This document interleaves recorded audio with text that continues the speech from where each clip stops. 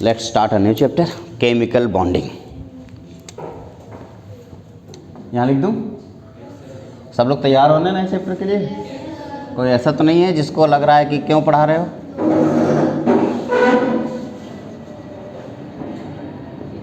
बस मार्कर तैयार नहीं है, बाकी सब तैयार है। मार्कर कह रहा है बस करो। केमिकल बॉन्डिंग ये हमारा आज का टॉपिक होगा जिसे हम स्टार्ट करने वाले हैं। बहुत इम्पॉर्टेंट चैप्टर है बेटा। केमिस्ट्री का सबसे ज़्यादा इम्पॉर्टेंट चैप्टर आपका केमिकल बॉन्डिंग है। केमिकल बॉन्डिंग को समझ लो कि हार्ट ऑफ केमिस्ट्री बोला जाता है। और इसी केमिकल बॉन्डिंग की मदद से आप लोग ऑर्गेनिक केमिस्ट्री पढ़ पाओगे। जब आप ऑर्गेनिक केमिस्ट्री मैं शुरू करूंगा तो उस टाइम पे केमिकल बॉन्डिंग की कुछ बेसिक पोर्शंस आपको पढ़ाऊंगा। मैं चाहता हूं कि यहीं वो सारी चीज़ें आप पढ़ लें ताकि वहाँ पढ़ने की ज़रूरत ना पड़े। ठीक है ना? ओके। एक सवाल जो हर किसी के दिमाग में आता है, आप लोगों के भी दिमाग में आता होगा कि आखिर कोई भी एटम बॉन्ड क्यों बनाता है? एक छोटा सा एटम है, वो बॉन्ड आखिर क्यों बनाता है? क्यों बेटा? स्टेबल होने के लिए। बहुत अच्छा आंसर है कि कोई भी एटम बॉन्ड इसलिए बनाता है ताकि वो स्टेबल हो सके। लेकिन अब सवाल ये है कि जो स्टेबिलिटी, जिस स्टेबिलिटी की आप बात कर रहे हो, जिसे आप बोल रहे हो कि ये स्टेबल है, तो स्टेबिलिटी का मतलब क्या है? सिंपल सा, हर किसी के लिए स्टेबिलिटी का अपना अलग अलग मतलब होता है ना। जैसे हम लोगों के लिए स्टेबिलिटी का मतलब होता है शादी हो जाए, हाँ, पैसा हो जाए, नौकरी हो जाए, बंगला, गाड़ी, बड़े बड़े मॉल में जाके शॉपिंग करना, ये सब कुछ लोगों का ये स्टेबिलिटी है। मेरी स्टेबिलिटी है मुझे सुकून की एक जगह मिल जाए जहाँ मैं आराम से मस्त होकर के बैठ सकूं, नज़ारे देख सकूं, हरियाली देख सकूं। हर किसी की अपनी अपनी स्टेबिलिटी होती है। हर किसी को अपना एक माहौल चाहिए होता है कि जहाँ पे रह करके वो उसे अच्छा फील हो, वो उसकी स्टेबिलिटी है। Stability person to person stability की डेफिनेशन बदलती चली जाती है। कुछ लोगों को लगता है कि नौकरी मिल जाएगी तो स्टेबल हो जाऊँगा। ऐसा नहीं है। नौकरी मिल जाती है तो फिर उन्हें लगता है कि एक कार खरीद लूँगा तो स्टेबल हो जाऊँगा, वो कार खरीद लेते हैं। फिर उन्हें लगता है कि बंगला बन जाएगा तो स्टेबल हो जाऊँगा, बंगला बन जाता है। स्टेबिलिटी हर कभी भी ये सोच लो कि एग्जैक्टली हर एक पर्सन के लिए स्टेबिलिटी का जो डेफिनेशन है वो टाइम टू टाइम चेंज होता चला जाता है। अभी अगर मैं एटम के स्टेबिलिटी के बारे में डिस्कशन करूँगा तो किसी भी एटम के स्टेबिलिटी का सिंपल सा मतलब है कि उसे किसी के साथ रहना है, किसी के साथ बॉन्ड बनाना, ताकि वो अपने आप को स्टेबल कर सके। लेविस एंड कोसल नाम के साइंटिस्ट थे जिन लोगों ने एटम के स्टेबिलिटी के बारे में कुछ बताया था। सबसे पहले उन्होंने कहा जब भी कभी कोई एटम अकेला होता है, वो अनस्टेबल होता है, तो वो किसी की दूसरे एटम अपने जैसा या किसी दूसरे जैसा अलग से किसी एटम के पास जाता है और उसके साथ एक रिलेशनशिप तैयार करता है और उस रिलेशनशिप से वो स्टेबल बनता है। उसी रिलेशनशिप की, उसी अट्रैक्शन फोर्सेस को हम लोग केमिकल बॉन्ड बोलते हैं। सवाल ये था कि आखिर उस केमिकल बॉन्ड में ऐसा क्या होता है कि एटम स्टेबल हो जाता है। अब उसके लिए उन्होंने एक रूल दिया कि स्टेबिलिटी को, जैसे कि मैं अगर आपसे कहूँ कि आपको स्टेबल होना है, पूरी दुनिया में सोचो हर कोई गरीब होता, कोई अमीर नहीं होता, हर कोई गरीब होता, तो आपको कैसे पता चलता कि स्टेबिलिटी क्या है, अमीरी क्या है? पता चलता नहीं। इसलिए पता चल रहा क्योंकि कोई एक बंदा है जिसको देख के आप बता रहे हो खरे यार ये अमीर है। अगर हर कोई गरीब होता तो अमीर, अगर मान लो हर कोई अमीर होता, कोई गरीब नहीं होता, तो अमीरों की कोई इज्जत होती? कोई इज्जत नहीं होती। हर कोई करोड़पति होता तो आज करोड़पति की कोई इज्जत नहीं होती। इज्जत है क्योंकि वैरायटीज़ हैं। अगर वैरायटीज़ नहीं होती तो कोई इज्जत नहीं होती। फूलों में सबसे प्यारा फूल गुलाब का फूल आप लोग बोलते हो, नए जनरेशन में यही होता है। क्यों? क्योंकि कहीं ना कहीं गुलाब के फूल के बगल में एक गेंदे का फूल भी है जिससे आप कंपेयर कर रहे हो उस गुलाब के फूल को। एक बागीचा है, उस बागीचा में सिर्फ एक ही कलर का फूल है, तो उस बागीचे को देखने में मज़ा नहीं आएगा। अगर उसी बागीचे में कहीं अलग कलर का फूल है, कोई दूसरे कलर का फूल है, वाइट हो गया, येलो हो गया, रेड हो गया, अलग अलग कलर के फ्लावर्स हैं, तो आपको वो देखने में अच्छा लगता है। फिर आप कंपेयर करते हो कि ये अच्छा है या ये अच्छा है, कंपैरिजन यहाँ पे होता है। और दुनिया में जितनी भी स्टेबिलिटी की वर्ड के बारे में मैं डिस्कशन करूँगा वो सब सिर्फ कंपैरिजन ही है और कुछ भी नहीं। मैं किसी को देखूँगा मैं इसके जैसा बनना चाहता हूँ, क्यों? क्योंकि इसके पास ये है, मेरे पास वो नहीं है, उसी किसी और की जैसा बनना है।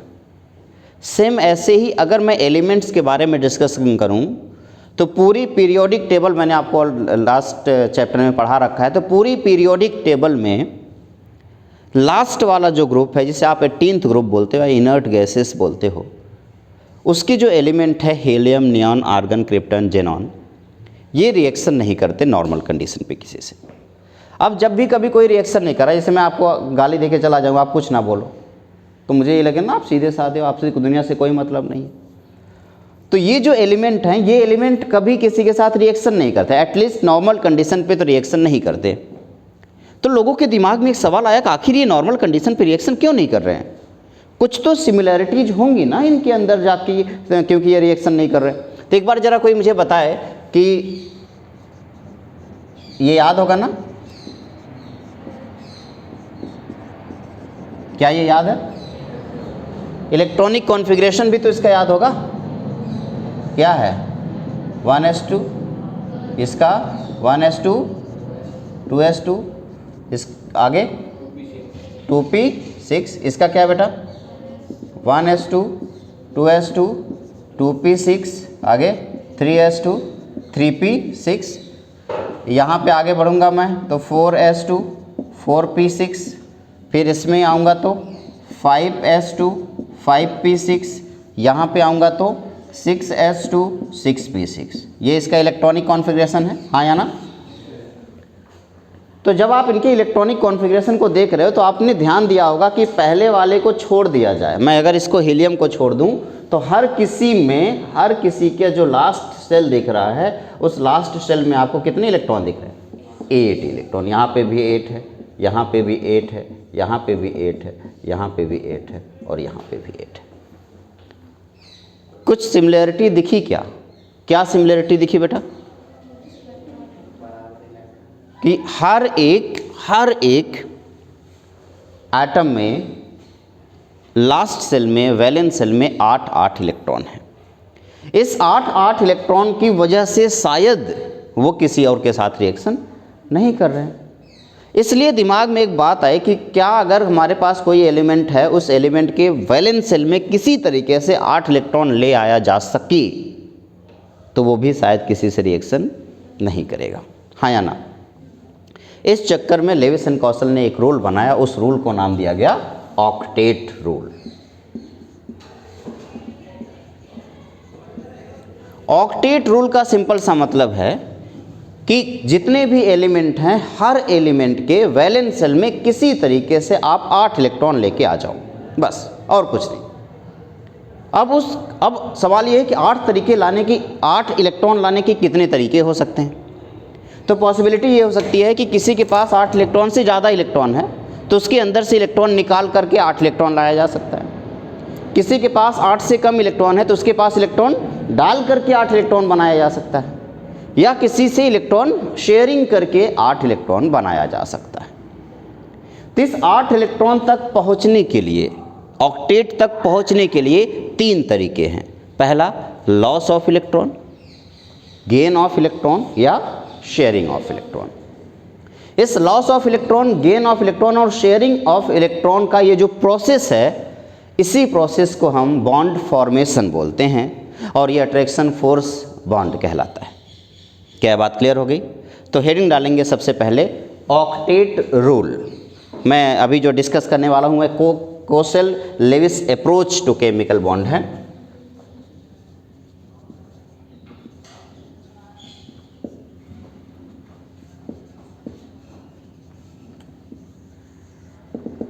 लिखेंगे कोशल लेविस थियरी और उसमें सबसे पहले ऑक्टेट रूल के बारे में हम डिस्कशन करेंगे।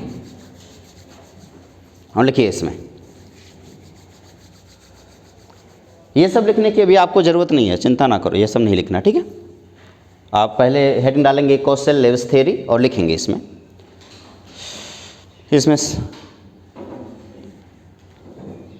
इसमें पहले हेडिंग डालेंगे आप ऑक्टेट रूल और लिखेंगे every atom want 8 electron in its valence shell. Every atom want 8 electron in its valence shell. Every atom want 8 electron in its valence shell. To attend nearest noble gas electronic configuration. To attend nearest noble gas atomic configuration या electronic configuration, nearest noble gas electronic configuration. अच्छा, क्या एक सवाल दिमाग में आ रहा है ना कि हीलियम को क्यों छोड़ दिया? क्या हीलियम के वैलेंस शेल में 8 इलेक्ट्रॉन है बेटा? कितने इलेक्ट्रॉन हैं? 2 इलेक्ट्रॉन। क्यों सिर्फ 2 ही इलेक्ट्रॉन हो रहे हैं? क्योंकि हीलियम फर्स्ट शेल में है और आप सबको पता है कि कभी भी फर्स्ट शेल में 2 इलेक्ट्रॉन से ज़्यादा नहीं हो सकता। इसीलिए अगर कोई एलिमेंट जिसके पास केवल एक शेल है तो वो ऑक्टेट के बजाय ड्यूप्लेट कंप्लीट करेगा, और अगर कोई एलिमेंट जिसके पास एक से ज़्यादा शेल है तो हमेशा ऑक्टेट कंप्लीट करेगा। Next point, octet only applicable for the element having, लिखेंगे octet rule is only applicable, octet rule is only applicable for the element is only applicable for the element which have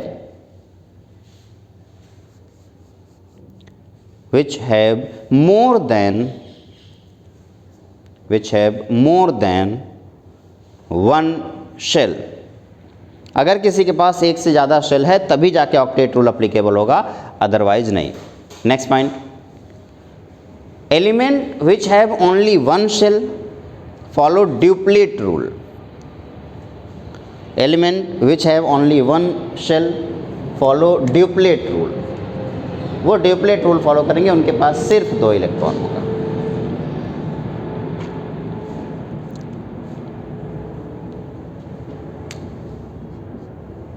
ठीक है, तो अभी आपके पास octet rule है और duplet rule. Duplet rule क्या कहता है बेटा कि कोई ऐसा एलिमेंट जिसके पास केवल एक शेल है वो अपने वैलेंस शेल में कितने इलेक्ट्रॉन लाने की कोशिश करेगा? 2 इलेक्ट्रॉन लाने की कोशिश करेगा। इसके अलावा एक से ज़्यादा नंबर ऑफ शेल होंगे तो वो हमेशा 8 इलेक्ट्रॉन लाने की कोशिश करेगा। यही ऑक्टेट रूल है। Next point, there are 3 ways to attend octet. There are 3 ways to attend octet. पहला क्या है बेटा? बाई लॉस ऑफ इलेक्ट्रॉन, दूसरा बाई गेन ऑफ इलेक्ट्रॉन, और तीसरा by sharing of electron. By loss of electron, by gain of electron, और तीसरा है बाई शेयरिंग ऑफ इलेक्ट्रॉन। इन तीनों तरीके से जो प्रोसेस होता है उसी को बॉन्ड फॉर्मेशन बोलते हैं, और इस अट्रैक्शन फोर्स को हम केमिकल बॉन्ड बोलते हैं। तो अगली हेडिंग आपकी पड़ेगी यहाँ पे chemical bond.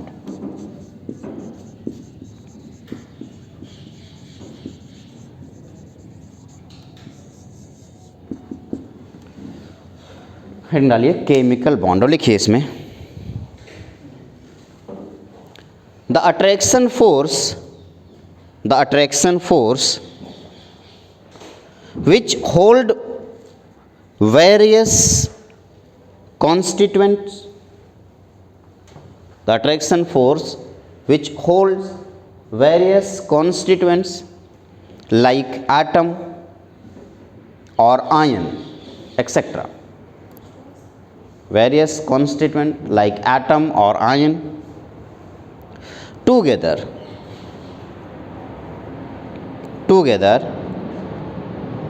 in different chemical species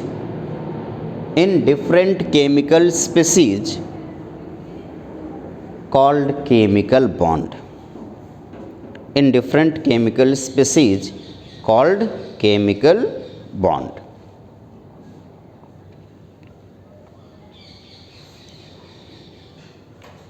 ठीक है, ओके। अगला है आखिर इस चीज़ को हम समझना चाह रहे हैं, इस लेविस एंड कौशल थ्योरी को समझना चाह रहे हैं, तो इस समझने के लिए हमें लेविस सिंबल समझना पड़ेगा बेटा। सबसे पहला टॉपिक होगा इसमें लेविस सिंबल, हेडिंग डालेंगे लेविस सिंबल। आखिर लेविस ने ऐसा क्या दिया जिससे आखिर ऑक्टेट समझने में हमें आसानी हुई। लेविस सिंबल्स में हमारे पास जितने भी एलिमेंट हैं, मान लो हाइड्रोजन है या हीलियम है या लिथियम, जितने भी एलिमेंट है सारे एलिमेंट को मैंने इस तरीके से लिख दिया, lithium, beryllium, boron, carbon, nitrogen, oxygen and fluorine. Neon को नहीं लिख रहा हूँ क्योंकि वो कैसा है, इनर्ट गैस है। Okay good. अब हाइड्रोजन के वैलेंस शेल में कितना इलेक्ट्रॉन था, आपने कहा एक, मैंने एक डॉट से रिप्रेजेंट किया। हीलियम के वैलेंस शेल में कितना इलेक्ट्रॉन था, दो, तो मैंने दो डॉट से रिप्रेजेंट किया।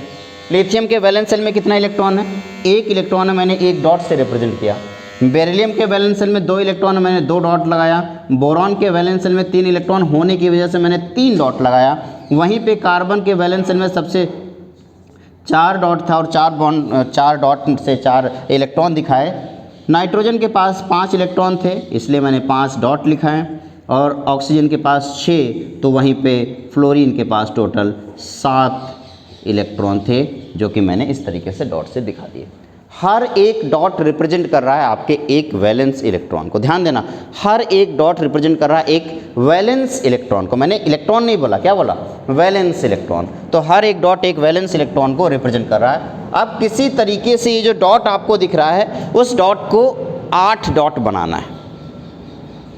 इसमें 7 डॉट हैं, यानी कि वैलेंस शेल में कितने इलेक्ट्रॉन है, 7 इलेक्ट्रॉन है। उसे किस में कन्वर्ट करना, 8 में कन्वर्ट करना। यहाँ पे 6 है, इसको भी किस में कन्वर्ट करना, 8 में। यहाँ पे 5 है, 8 में कन्वर्ट करना, 4 को 8 में कन्वर्ट करना, 3 को 8 में कन्वर्ट करना, इसको भी 8 में कन्वर्ट करना, इसको भी 8 में कन्वर्ट करना। लेकिन एक प्रॉब्लम है, प्रॉब्लम ये है कि भैया इसको तो 8 में कन्वर्ट किया जा सकता है, इसको भी 8 में कन्वर्ट किया जा सकता है और इसको भी 8 में कन्वर्ट किया जा सकता है। लेकिन ज़रा इधर आते हैं, क्या इसको 8 में कन्वर्ट करने के लिए इसे कितने इलेक्ट्रॉन चाहिए होंगे, 7 इलेक्ट्रॉन। तो क्या 7 इलेक्ट्रॉन गेन करना या 1 इलेक्ट्रॉन लूज करना, दोनों में से आसान कौन रहेगा, 1 इलेक्ट्रॉन को लूज करना, इसलिए वो 1 इलेक्ट्रॉन को लूज करेगा। बेरिलियम भी क्या कर सकता है, 1 इलेक्ट्रॉन लूज कर सकता है। बोरॉन भी क्या कर सकता है, 3 इलेक्ट्रॉन लूज कर सकता है। एक बार करके देखेंगे कि इलेक्ट्रॉन लूज करना सही रहेगा या इलेक्ट्रॉन गेन करना सही रहेगा या इलेक्ट्रॉन की शेयरिंग करना सही रहेगा। इस चीज़ को समझने के लिए हम थोड़ा सा आगे बढ़ते हैं, ठीक है ना बेटा।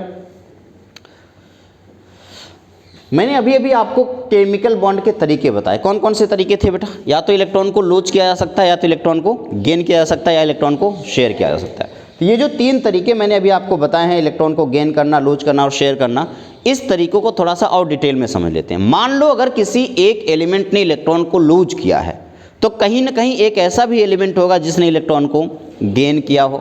ऐसा तो हो नहीं सकता कि सिर्फ लूज हो जाए, गेन ना हो, ऐसा पॉसिबल है क्या, नहीं हो सकता। ऐसा भी नहीं हो सकता कि इलेक्ट्रॉन अकेला किसी के साथ शेयरिंग कर रहा हो। अगर शेयरिंग है तो तब भी कितने एटम चाहिए होंगे, 2 एटम चाहिए होंगे, इसके बीच में इलेक्ट्रॉनों की शेयरिंग हो रही होगी। इन चीज़ को समझने के लिए हम केमिकल बॉन्ड के 3 तरीके पढ़ेंगे, ठीक है। Types of chemical bond.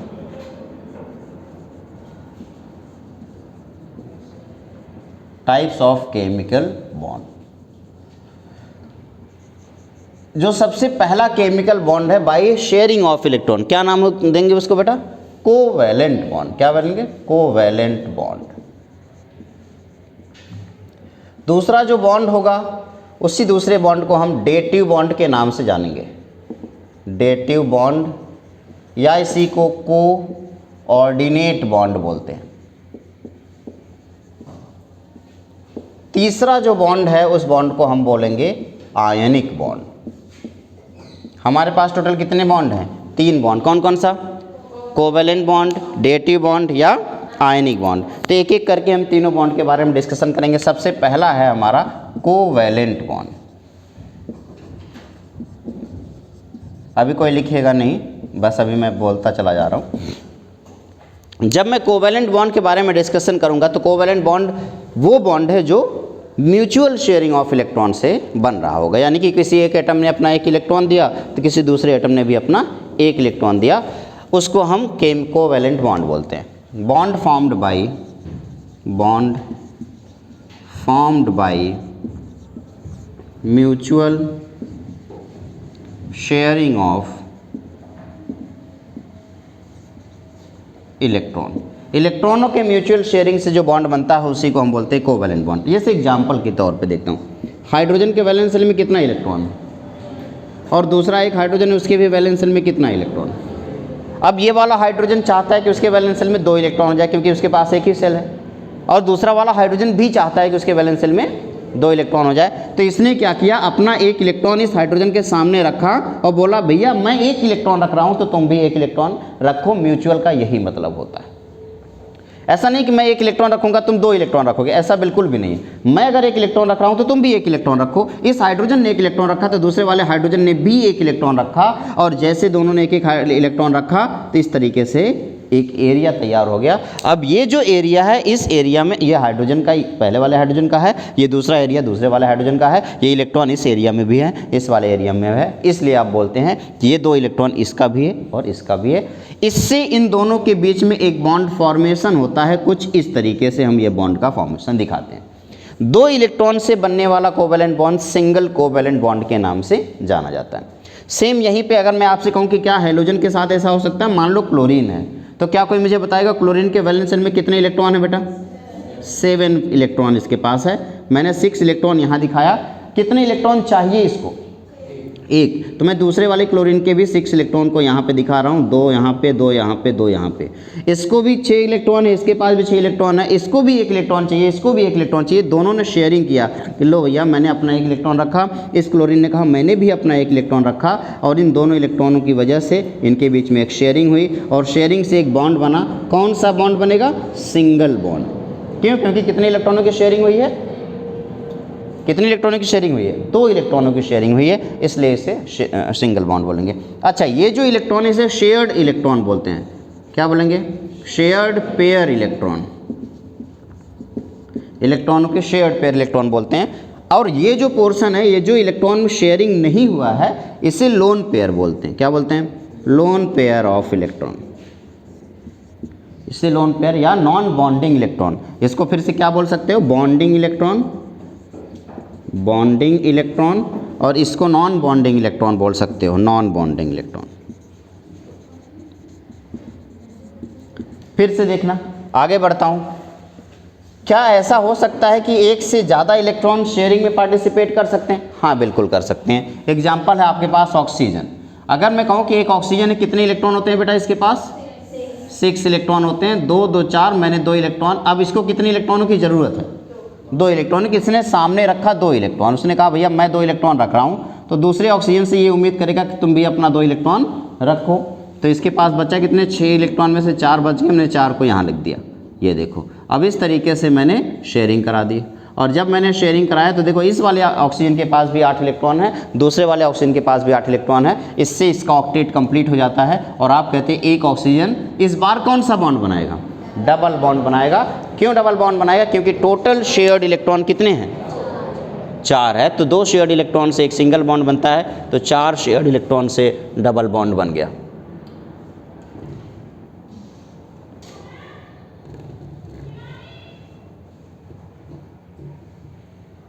ठीक है ना?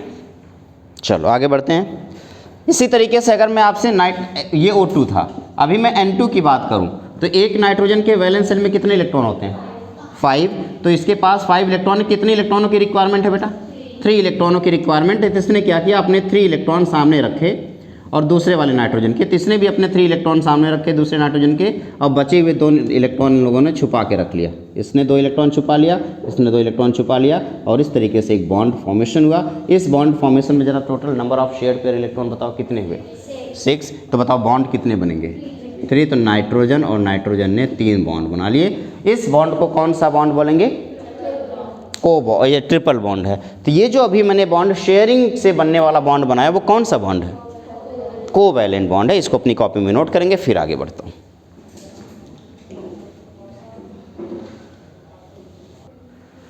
अब इसी के बेस पे हम लेविस डॉट स्ट्रक्चर के बारे में डिस्कशन करेंगे। तो डालेंगे Lewis dot structure. Lewis electron dot structure. देखो लेविस के इलेक्ट्रॉन डॉट स्ट्रक्चर में बेटा क्या है? सबसे पहले तो आप जितने भी एटम आपस में पार्टिसिपेट कर रहे हैं उन सारे एटम के वैलेंस इलेक्ट्रॉन को एक जगह कलेक्ट कर लो। ये एक गेम की तरह है कि आपने क्या किया, सारे इलेक्ट्रॉन, जितने भी इलेक्ट्रॉन हैं उन सबको एक जगह पे कलेक्ट कर लिया, और जो भी कलेक्शन में इलेक्ट्रॉन आपको मिला उस इलेक्ट्रॉन को उन सभी एटम के बीच में इस हिसाब से रखना है कि सबको 8-8 इलेक्ट्रॉन मिल जाए। बस इतना छोटा सा काम है। एक एक करके सबके बारे में हम डिस्कशन करते हैं। सबसे पहला कुछ मॉलिक्यूल मैं लिखूंगा जिसका आपको लेविस डॉट स्ट्रक्चर बनाना होगा। कुछ सिंपल होंगे, कुछ टफ होंगे। जैसे सबसे सिंपल जो स्ट्रक्चर है CH4 का स्ट्रक्चर है पहला, दूसरा है C2H6, तीसरा है C2H4 और चौथा है C2H2। हमें इन मॉलिक्यूल्स का स्ट्रक्चर सबसे पहले ड्रॉ करना है। बहुत ही आसान है, बहुत ही सिंपल है। 10th क्लास में आपने ड्रॉ किया है, इसलिए मैं फटाफट बता देता हूँ। आप लोग ऐसे भी ड्रॉ कर सकते हो। एक कार्बन है, इस कार्बन के पास कितने इलेक्ट्रॉन हैं? 4 इलेक्ट्रॉन हैं। और कितने हाइड्रोजन हैं? 4 हाइड्रोजन है। और हर एक हाइड्रोजन के पास कितने इलेक्ट्रॉन हैं? एक एक इलेक्ट्रॉन है। तो सभी हाइड्रोजन ने अपना एक एक इलेक्ट्रॉन इस तरीके से शेयर किया।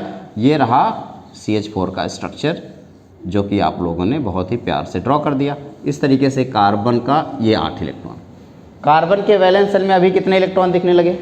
8 इलेक्ट्रॉन। हाइड्रोजन के वैलेंस शेल में कितने इलेक्ट्रॉन दिखने लगे? 2 इलेक्ट्रॉन। कार्बन भी खुश, हाइड्रोजन भी खुश, सब के सब खुश हैं यहाँ पे। अभी C2H6 की तरफ चलते हैं। तो यहाँ पे हमारे पास अब 2 कार्बन हैं। हाइड्रोजन कितने हैं बेटा? 6 हाइड्रोजन है। तो 3 हाइड्रोजन मैं इस कार्बन के चारों तरफ लिखूंगा, 3 हाइड्रोजन मैं इस वाले कार्बन के चारों तरफ ऐसे लिख देता हूँ। अब सबकी शेयरिंग कराता हूँ। इस कार्बन ने अपना एक इलेक्ट्रॉन इस हाइड्रोजन के सामने रखा, यहाँ पे हाइड्रोजन के सामने, यहाँ पे हाइड्रोजन के सामने। हर एक हाइड्रोजन के सामने कार्बन ने अपना एक एक इलेक्ट्रॉन रख दिया। हर एक हाइड्रोजन ने भी कार्बन के सामने अपना एक एक इलेक्ट्रॉन रख दिया, कुछ इस तरीके से। अब बचा कार्बन के पास एक इलेक्ट्रॉन, तो कार्बन ने वही एक इलेक्ट्रॉन दोनों एक दूसरे के सामने रख देते हैं। तो ये देखो, हाइड्रोजन के ड्यूप्लेट कंप्लीट हो गया, और साथ ही साथ आपने देखा कि इस कार्बन का ऑक्टेट भी कंप्लीट हो गया। ये देखो, आसान था, गुड। फिर इसी तरीके से मैं C2H4 की तरफ चलता हूँ। तो जब मैं C2H4 की तरफ चलता हूँ तो मेरे पास कार्बन, फिर से 2 कार्बन है, लेकिन हाइड्रोजन इस बार सिर्फ कितने हैं? 4। तो 2 हाइड्रोजन मैं इस वाले कार्बन के साथ, 2 हाइड्रोजन मैं इस वाले कार्बन के साथ रख देता हूँ, ताकि 4 हाइड्रोजन बराबर बराबर डिवाइड हो जाए। अब इस कार्बन ने अपना एक इलेक्ट्रॉन इस हाइड्रोजन के सामने रखा, और एक इलेक्ट्रॉन इस हाइड्रोजन के सामने रखा। एक इलेक्ट्रॉन इस कार्बन ने इस हाइड्रोजन के सामने, इसने एक इलेक्ट्रॉन इस हाइड्रोजन के सामने। फिर हाइड्रोजन ने भी कार्बन के सामने अपना वाला एक एक इलेक्ट्रॉन रख दिया। इस तरीके से देखो, अभी कार्बन के पास बचे 2 इलेक्ट्रॉन, दूसरे वाले कार्बन के पास भी बचे 2 इलेक्ट्रॉन। तो इन दोनों ने अपने 2-2 इलेक्ट्रॉन एक दूसरे के आमने सामने रख दिए, ताकि शेयरिंग हो सके। इस तरीके से हाइड्रोजन का ये और ये वाला हाइड्रोजन, हर एक हाइड्रोजन का ड्यूप्लेट आप देखेंगे कंप्लीट नज़र आएगा, और साथ ही साथ कार्बन का ऑक्टेट भी आपको कंप्लीट नज़र आएगा। क्या कोई दिक्कत है किसी को? आखिरी में C2H2 बनाना है, यानी कि फिर से हमने 2 कार्बन लिए और दोनों कार्बन को एक दूसरे के आमने सामने रख दिया। अब 2 ही हाइड्रोजन है, तो एक हाइड्रोजन को मैं इसके साथ रखूंगा, एक हाइड्रोजन को मैं इसके साथ रखूंगा। कार्बन ने अपना एक इलेक्ट्रॉन इस हाइड्रोजन के सामने रखा, उसके बदले में हाइड्रोजन ने भी उसे एक इलेक्ट्रॉन दिया। इस कार्बन ने अपना एक इलेक्ट्रॉन हाइड्रोजन के सामने रखा, उसके बदले में हाइड्रोजन ने भी उसको एक इलेक्ट्रॉन दे दिया। अभी कार्बन के पास 3 इलेक्ट्रॉन बचे, तो इस कार्बन ने अपने 3 इलेक्ट्रॉन एक दूसरे कार्बन के आमने सामने कुछ इस तरीके से रख देते हैं। और फिर आप देखेंगे कि हाइड्रोजन यहाँ पे, ये वाला हाइड्रोजन यहाँ पे, ये वाला कार्बन कुछ इस तरीके से अपना ऑक्टेट कंप्लीट करेगा, ये वाला कुछ इस तरीके से अपना ऑक्टेट कंप्लीट करेगा, और कार्बन के ऑक्टेट भी कंप्लीट है, हाइड्रोजन का ड्यूप्लेट भी कंप्लीट है। आपके सामने स्ट्रक्चर डन। मैं पहले बनाया था, लेकिन नहीं, मैंने पहले। अभी यहाँ पे आप देखेंगे ये जो स्ट्रक्चर बना वो कार्बन कुछ इस तरीके से बन रहा है। Total number of covalent bond जरा मुझे कोई बताएगा कितने हैं इसमें? 4 कोवेलेंट बॉन्ड है। और यहाँ पे आप जब देखेंगे तो इस तरीके से हाइड्रोजन नज़र आएगा। इसमें हाइड्रोजन, कार्बन इस बार डबल बॉन्ड कार्बन के साथ है, और 2 हाइड्रोजन आ रहे हैं। और इसमें आपको कार्बन ट्रिपल बॉन्ड कार्बन दिख रहा है, और सिर्फ एक हाइड्रोजन आपको दिखाई दे रहा है। कितना आसान था ना ये स्ट्रक्चर। अगला स्ट्रक्चर जिसके बारे में आप डिस्कशन करेंगे, मैं फिर से कुछ मॉलिक्यूल लिख रहा हूँ, मैं चाहता हूँ कि आप इसको बनाएं। जैसे CO2, NO2 माइनस, चलो NO2 लिख दो, छोड़ो NO2।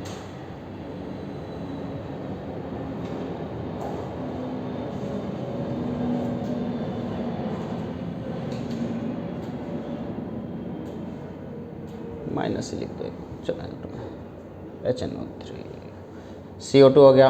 CO एक मॉलिक्यूल है आपका, CO।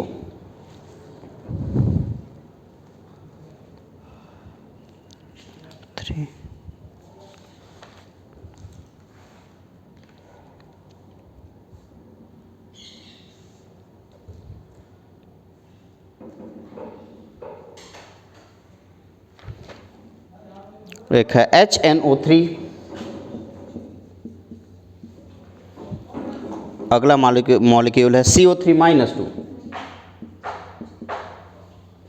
और NF3। ये वो मॉलिक्यूल है जिनका आपको लेविस डॉट स्ट्रक्चर बनाना है। फटाफट शुरू हो जाते हैं। सबसे पहले हम CO2 की तरफ चलते हैं। बताना मुझे, कार्बन के पास कितने इलेक्ट्रॉन होते हैं बेटा? 4। और कितने ऑक्सीजन है? 2। तो आपने क्या किया, 2 इलेक्ट्रॉन यहाँ पे, 2 इलेक्ट्रॉन यहाँ पे, इस वाले ऑक्सीजन के सामने और इस वाले ऑक्सीजन के सामने रखा, इस उम्मीद में कि वो ऑक्सीजन भी 2-2 इलेक्ट्रॉन रखेंगे। और ऐसा ही हुआ।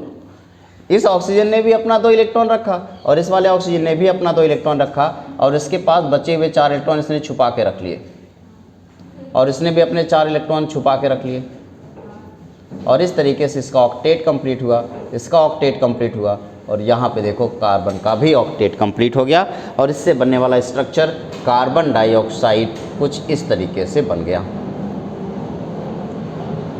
क्लियर है? दूसरा है NO2 माइनस। अब बताओ, नाइट्रोजन के पास कितने इलेक्ट्रॉन होते हैं बेटा? 5। हाइड्रोजन के पास, ऑक्सीजन के पास कितने इलेक्ट्रॉन होते हैं? कितने? 6। और 1 इलेक्ट्रॉन माइनस का है, इसका मतलब 1 इलेक्ट्रॉन और आया है। तो मैंने क्या किया, ये रहा नाइट्रोजन और अब 2 ऑक्सीजन है तो 1 ऑक्सीजन मैं इस तरफ रखता हूँ, 1 ऑक्सीजन इस तरफ रखता हूँ। नाइट्रोजन के पास टोटल कितने इलेक्ट्रॉन है? वैलेंस शेल में कितने इलेक्ट्रॉन है? 5। और 1 इलेक्ट्रॉन माइनस वाला है तो 6 इलेक्ट्रॉन हो गए। तो उसने अपना 2 इलेक्ट्रॉन इसके सामने रखा, 2 इलेक्ट्रॉन इसके सामने रखा और 6 इलेक्ट्रॉन है तो 2 इलेक्ट्रॉन छुपा के रख लिया। अब इस उम्मीद में है कि ये भी अपना कितना इलेक्ट्रॉन देगा? 2 इलेक्ट्रॉन।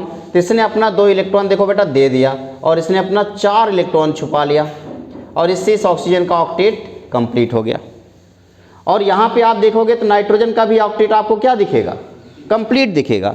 फिर एक सवाल आ गया कि आखिर नाइट्रोजन का भी ऑक्टेट कंप्लीट हो गया और इस वाले ऑक्सीजन का भी ऑक्टेट कंप्लीट हो गया, तो ये वाला ऑक्सीजन बेचारा कहाँ गया? अगर ये वाला ऑक्सीजन भी अपने 6 इलेक्ट्रॉन को इसके साथ रखे ऐसे और एक भी इलेक्ट्रॉन शेयर ना करे, अपना एक भी इलेक्ट्रॉन शेयर ना करे और नाइट्रोजन के इस 2 इलेक्ट्रॉन को यूज करे ऐसे, तो आप देखेंगे कि इसका भी ऑक्टेट कंप्लीट हो गया, इसका भी ऑक्टेट कंप्लीट हो गया और इसका भी ऑक्टेट कंप्लीट हो गया। लेकिन एक प्रॉब्लम यहाँ पे आई, प्रॉब्लम ये आई कि इस टाइम पर नाइट्रोजन ने तो 2 इलेक्ट्रॉन शेयर किए हैं इस ऑक्सीजन के साथ, इसने भी 2 इलेक्ट्रॉन शेयर किया, इसने भी 2 इलेक्ट्रॉन शेयर किया, तो इस 2 इलेक्ट्रॉन शेयरिंग से जो बॉन्ड बना उसे कोवेलेंट बॉन्ड बोला गया। यहाँ पे दिक्कत हो रही है। क्या दिक्कत हो रही है? कि ये जो 2 इलेक्ट्रॉन है किसके हैं? नाइट्रोजन के। क्या इस इलेक्ट्रॉन के बदले ऑक्सीजन ने अपना इलेक्ट्रॉन दिया है? नहीं, बिल्कुल भी नहीं दिया है। इसको ऐसे कर सकते हैं, एक एग्जाम्पल देता हूँ। मान लो 2 दोस्त हैं A और B, दोनों एग्जामिनेशन हॉल में बैठे हैं। दोस्त A के पास ब्लैक पेन है और दोस्त B के पास ब्लू पेन है, लेकिन टीचर ने बोल रखा है कि आपको दोनों पेन यूज करने हैं, ब्लैक भी और ब्लू भी। तो क्या होगा? दोनों पेन सेंटर पे होंगे टेबल पे। जब A ब्लैक से लिख रहा होगा तो B ब्लू से लिख रहा होगा और जब A ब्लू से लिख रहा होगा तो B ब्लैक से लिख रहा होगा। क्या इस तरीके से दोनों का ब्लैक ब्लू यूज हो चुका होगा पेन और दोनों का बढ़िया मार्क्स भी आएंगे? हाँ या ना? पता उसमें शेयरिंग 1-1 की हुई है ना। ब्लैक पेन A का था, ब्लू पेन B का था, दोनों ने अपने black and blue pen use किया। एक पेन ब्लैक ने, एक पेन A ने दिया, एक पेन B ने दिया। लेकिन ज़रा सोचो, यहीं पे दोनों पेन A के होते, B के पास पेन ही नहीं होता, तो क्या तब भी सेम प्रोसेस होता या अलग होता? क्या तब भी दोनों A जब ब्लैक से लिख रहा है तो B ब्लू से लिख सकता है और ए जब ब्लू से लिख रहा है तो बी ब्लैक से लिख सकता है क्या, तब भी पूरा प्रोसेस सेम होगा, बशर्ते एक ही अंतर होगा क्या, कि इस बार दोनों पेन किसके हैं, ए के। तो पहला वाला केस और दूसरा वाला केस में बस एक ही अंतर है, प्रोसेस सब सेम है, बस अंतर सिर्फ एक है कि पहले वाले केस में एक पेन ए का था और एक पेन बी का, और दूसरे वाले केस में दोनों पेन ए के थे। इसी दो बॉन्ड को, पहले वाले बॉन्ड को हम बोलेंगे कोवैलेंट बॉन्ड और दूसरे वाले बॉन्ड को हम बोलते हैं डेटिव बॉन्ड। डेटिव बॉन्ड में सेम प्रोसेस होता है, बशर्ते शेयरिंग वाले जो इलेक्ट्रॉन होते हैं वो किसी एक सिंगल एटम के होते हैं। तब मुझे बताओ, यहाँ पे इस ऑक्सीजन ने अपने 2 इलेक्ट्रॉन दिए, इस नाइट्रोजन ने अपने 2 इलेक्ट्रॉन दिए, और इससे जो बॉन्ड बना उसे कौन सा बॉन्ड बोलोगे, कोवैलेंट। लेकिन यहाँ पे जो शेयरिंग हुई सिर्फ और सिर्फ किसके है, नाइट्रोजन के इलेक्ट्रॉन है, तो यहाँ पे जो बॉन्ड बनेगा वो डेटिव बॉन्ड बनेगा। मैंने इस बॉन्ड को इस तरीके से एरो से रिप्रेजेंट कर दिया, कुछ इस तरीके से यहाँ पे, और जो माइनस, जो 1 इलेक्ट्रॉन इसने एक्स्ट्रा लिया था माइनस वाला, मैंने उसको ऊपर ब्रैकेट के बाहर दिखा दिया। क्या ये बात क्लियर हो गई, कोई दिक्कत तो नहीं है ना किसी को, गुड। नेक्स्ट अगला कौन सा बेटा, CO। CO कार्बन के पास बताओ कितने इलेक्ट्रॉन होते हैं, 4। ऑक्सीजन के पास कितने इलेक्ट्रॉन होते हैं, 6। टोटल मिला के कितने इलेक्ट्रॉन हुए, 6 ऑक्सीजन के पास है, 4 कार्बन के पास, टोटल कितने हो गए, 10। इस 10 इलेक्ट्रॉन को 2 एटम के बीच में डिवाइड करना, और ऐसे डिवाइड करना है कि दोनों को 8-8 इलेक्ट्रॉन मिले। मस्त गेम है। 10 इलेक्ट्रॉनों को 2 एटम के बीच में इस हिसाब से डिवाइड करना है कि दोनों को 8-8 इलेक्ट्रॉन मिले। कैसे मिलेगा, देखो आपने कहा कि शेयरिंग हो सकती है, हमने कहा बिल्कुल हो सकती है। तो आपने 3 इलेक्ट्रॉन इस कार्बन के सामने रखे और 3 इलेक्ट्रॉन यहाँ पे ऑक्सीजन के सामने रखें, तो इस तरीके से अगर आपने शेयरिंग किया तो क्या ये 6 इलेक्ट्रॉन कॉमन है, कितने इलेक्ट्रॉन आपके पास बच गए, 10 थे, 6 यूज हो गए, कितने बचे, 4। अब इस कार्बन को कितने इलेक्ट्रॉन चाहिए,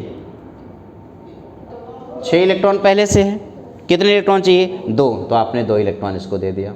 ऑक्सीजन को कितने इलेक्ट्रॉन चाहिए, 2, आपने 2 इलेक्ट्रॉन इसको दे दिया। देखो 8-8 इलेक्ट्रॉन कंप्लीट। आपने कहा कार्बन के पास तो सिर्फ 4 ही इलेक्ट्रॉन थे, अभी 5 कैसे हो गए।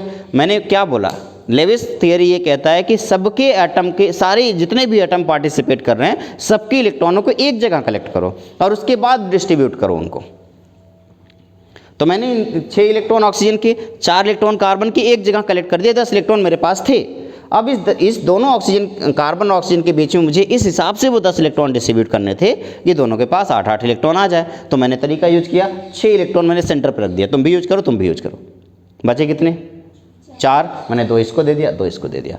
इस तरीके से कार्बन मोनोऑक्साइड में बताओ कितने बॉन्ड बनते हैं, टोटल 3 बॉन्ड बनते हैं। क्या बात क्लियर हो गई, कोई दिक्कत तो नहीं हुई। अगला बताओ कौन सा बेटा, HNO3।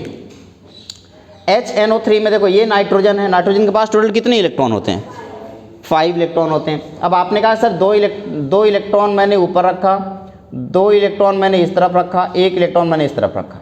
ध्यान देना, ऑक्सीजन कितने हैं, ऑक्सीजन, 1 ऑक्सीजन मैंने ऊपर रख दिया, 1 ऑक्सीजन मैंने इसके पास रख दिया, 1 ऑक्सीजन मैंने इसके पास रख दिया। अभी क्या बचा, हाइड्रोजन इस वाले ऑक्सीजन के बगल में रख दिया, और इस ऑक्सीजन ने अपना 1 इलेक्ट्रॉन इस नाइट्रोजन के साथ शेयर किया, क्योंकि इस नाइट्रोजन ने भी अपना 1 इलेक्ट्रॉन सिर्फ इसके सामने रखा था, और इसने दूसरा वाला इलेक्ट्रॉन किसको सामने रखा, हाइड्रोजन के, और हाइड्रोजन ने भी 1 इलेक्ट्रॉन इसके सामने दिया, तो हाइड्रोजन का ड्यूप्लेट कंप्लीट।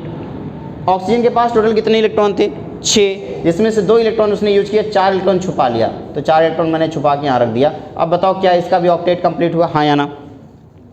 इस वाले ऑक्सीजन के पास कितने इलेक्ट्रॉन थे, 6, तो उसने 4 इलेक्ट्रॉन छुपा करके 2 इलेक्ट्रॉन नाइट्रोजन के सामने रख दिया। तो इस तरीके से क्या इसका भी ऑक्टेट कंप्लीट हो गया, हाँ या ना।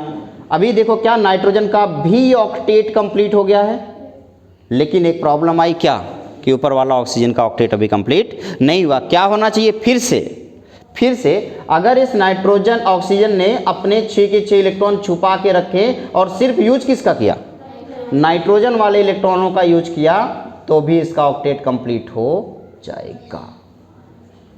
क्या ये बात क्लियर हुई।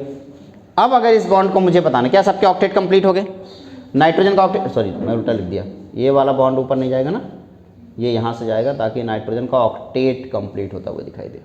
गुड। अब बताओ मुझे 1 2 3 4 5 6 7 8, अगर मुझे इसके बॉन्ड बनाने हैं तो नाइट्रोजन इस डबल बॉन्ड के साथ ऑक्सीजन के साथ जुड़ेगा, इधर सिंगल बॉन्ड के साथ ऑक्सीजन और ऑक्सीजन सिंगल बॉन्ड के साथ हाइड्रोजन के साथ जुड़ेगा। ऊपर कौन सा बॉन्ड दिखाऊं? Dative bond. मैंने ऊपर दिखा दिया डेटिव बॉन्ड इस तरीके से इस ऑक्सीजन के साथ। ये देखो HNO3 का स्ट्रक्चर बना। लास्ट स्ट्रक्चर बचा हुआ है किसका? NF3 का। क्या कोई मुझे बना के दिखा देगा? आपने क्या किया? नाइट्रोजन। बताओ कितने इलेक्ट्रॉन होते हैं? 5 इलेक्ट्रॉन है। 1 2 3 4 5। फ्लोरीन ने 3 फ्लोरीन है, 1 फ्लोरीन, 2 फ्लोरीन और 3 फ्लोरीन। हर एक फ्लोरीन ने अपने एक एक इलेक्ट्रॉन को नाइट्रोजन के सामने रखा, क्योंकि उसके पास 7 इलेक्ट्रॉन थे और उसे एक ही इलेक्ट्रॉन की ज़रूरत थी। क्या ये बात क्लियर हुई बेटा? तो इस तरीके से अगर आपने देखा तो NF3 का भी स्ट्रक्चर कुछ इस यहाँ पे ऐसे बन गया। Good, done. कोई दिक्कत तो नहीं है? क्या रह गया बेटा? रह गया? हटा दिया इसको। लो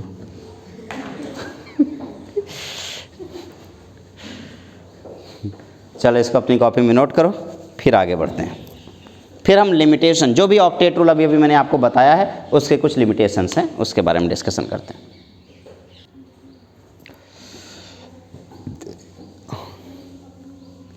इसमें किसी को कोई दिक्कत तो नहीं है? जितना भी चीज़ें अभी तक हमने पढ़ी उसमें कोई दिक्कत नहीं है? 10th में पढ़ रखा है इसलिए कोई दिक्कत नहीं आई ना? अगर नहीं पढ़े होते तो दिक्कत आती?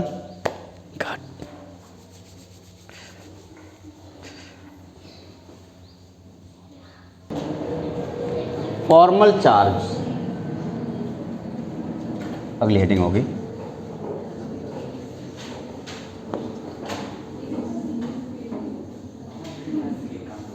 हमारे पास अगला जो टॉपिक है वो है फॉर्मल चार्ज। इस फॉर्मल चार्ज में देखो क्या करना है। फॉर्मल चार्ज को अगर मैं Fc लिखूं तो इसका फॉर्मूला होता है valence electron minus lone pair electron minus 1/2 into bond pair electron.